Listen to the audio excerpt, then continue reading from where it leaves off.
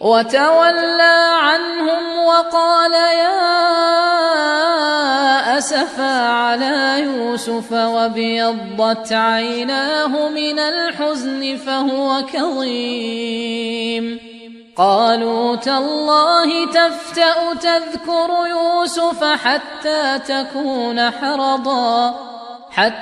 تكون حرضا أو تكون من الهالكين.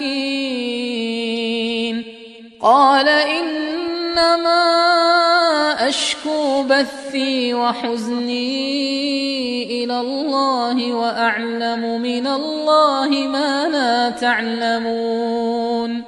يا بني يذهبوا فتحسسوا من يوسف وأخيه ولا تيأسوا من روح الله إنه لا ييأس من روح الله إلا القوم الكافرون.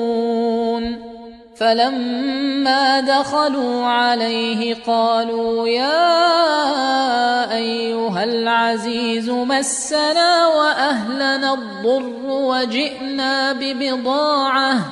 وجئنا ببضاعة مزجاة فأوف لنا الكيل وتصدق علينا إن الله يجزي المتصدقين. قال هل علمتم ما فعلتم بيوسف وأخيه إذ أنتم جاهلون؟ قالوا أئنك لأنت يوسف؟ قال أنا يوسف وهذا أخي قد من الله علينا إنه من يتق ويصبر فإن الله لا يضيع أجر المحسنين. قالوا تالله لقد آثرك الله علينا وإن كنا لخاطئين. قال لا تثريب عليكم اليوم يغفر الله لكم وهو أرحم الراحمين.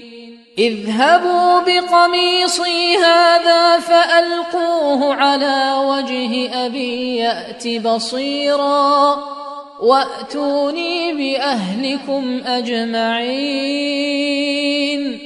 ولما فصلت العير قال أبوهم إني لأجد ريح يوسف لولا أن تفندون.